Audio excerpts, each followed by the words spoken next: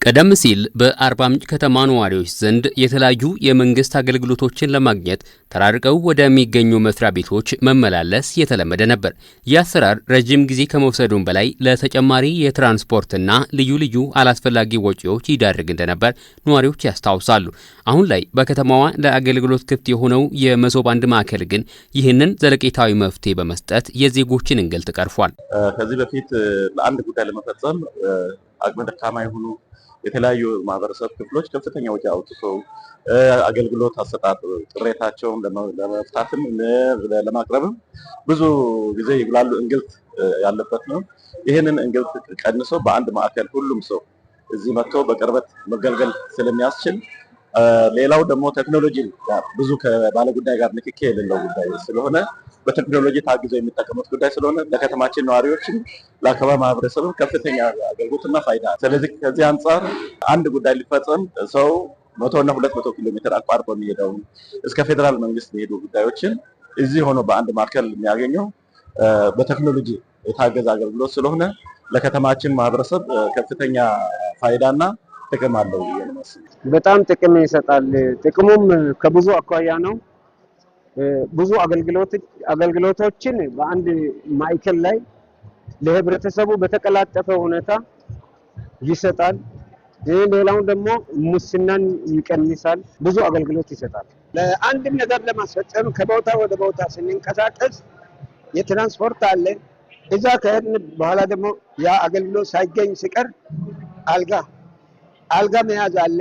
ወጪ ማውጣት ለቀለብ ለምን ለሁሉም ነገር በጣም ከፍተኛ የሆነ ወጪ የሚጠይቅ ነበር።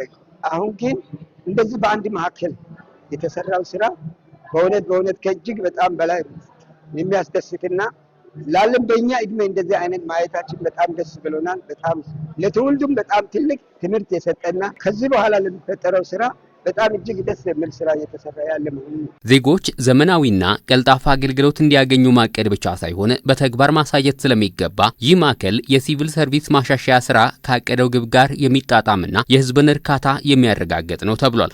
አገልግሎቶችን በቴክኖሎጂ በማስደገፍና በአንድ ማዕከል በማደራጀት የህብረተሰቡን እንግልት ሙሉ በሙሉ ማስቀረት እንደሚቻል መሶብ ማዕከል የዚሁ ዘመናዊ አሰራር ማሳያና ማረጋገጫ ሆኗል። በፍትሃዊነት ወይም በተደራሽነት ያለን ችግር ለመቅረፍ በአንድ ማዕከል ላይ ሁሉም የሚገለገል ዘመናዊ ዲጂታላይዝድ የሆነ አገልግሎት ከወረቀት ከሰው ንክኪው ነፃ የሆነ አገልግሎት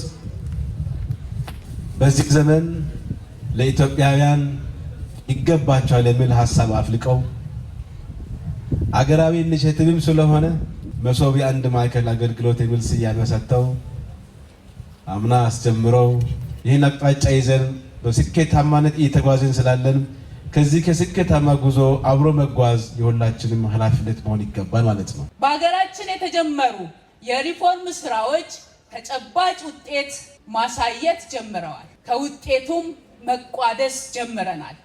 ይህ የመሶብ ማዕከልም በመንግስት አገልግሎትና አስተዳደር ሪፎርም ለጀመርናቸው ስራዎች የስኬት ማሳያ ጅምር ተደርጎ የሚወሰድ ነው። በፌደራል የተጀመሩ ሌሎች የመንግስት አገልግሎትና አስተዳደር ሪፎርም ስራዎችም በየክልሉ ተጠናክረው የሚቀጥሉ ይሆናል። የመንግስት ዋና ዓላማ ዜጎች ለክብራቸው የሚመጥን ዘመናዊ፣ ፍትሃዊና ቀልጣፋ አገልግሎት እንዲያገኙ ማድረግ ስለሆነ በደቡብ ኢትዮጵያ ክልል በትላልቅ ከተሞች የተጀመረው ይህ የመሶብ አንድ ማዕከል ግንባታና አደረጃጀትም የዚሁ ስትራቴጂ አካል መሆኑ ተገልጿል። የመሶብ አገልግሎት በአዲስ አበባ በተጀመረ አጭር ጊዜ ውስጥ ከመዲናችን አልፎ ክልሎች እና ወረዳዎች እየተስፋፋ ይገኛል። ይህም የዲጂታል ጥቅም ለማዕከል ለሚቀርቡት ጥቂቶች ብቻ ሳይሆን ለመላው ሕዝብ የሚደርስ መሆኑን ያረጋግጣል።